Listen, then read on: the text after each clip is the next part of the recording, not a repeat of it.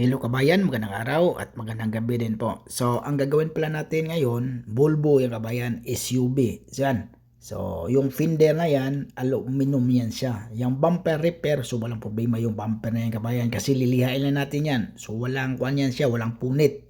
So, ganito kabayan, ang technique niyan kabayan, hindi natin tanggalin yung bumper, i-repair muna natin yung fender. Tulad ng sinasabi ko, aluminum yan siya kabayan, medyo mahirap siya galaw-galawin yung na yan, yung fender na yan, yung steel kasi aluminum.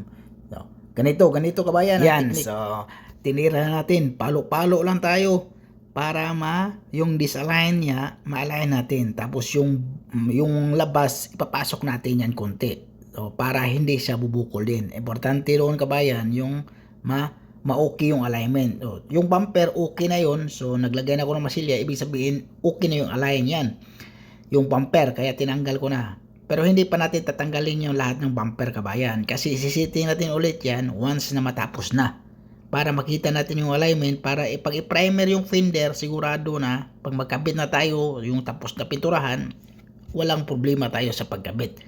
Yan ang style. Ang technique ko ha. Yung iba naman ang style. Basta sa akin, kailangan pag mag-repair ako ng mga kantuhan, kailangan i-check ko ulit yung bumper saka yung sa fender kung alignment niya okay para hindi na tayo mag-align pag matapos na pinturahan. Yan katulad ng kabayan, kinabit ko ulit, tiningnan natin yung pormahan, tingnan mo kabayan, di ba? So okay, so hindi na tayo mag-worry pag pinturahan na siya tapos magkabit tayo, walang problema kasi na-setting na natin bago natin i-primer, bago natin ibigay sa yung preparasyon. O katulad ng kabayan, okay na yan. So perfect yung trabaho natin. So mayroon pala tayong 18 hours dito kabayan ha, repair yung bumper. Pero tinanggal lahat yung bumper kabayan ha.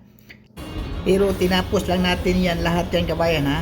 Tinapos lang natin ng 4 na oras lahat. Ganun. Tapos bending din yung pintuan sa driver side. Tapos yung bumper, backlash lahat.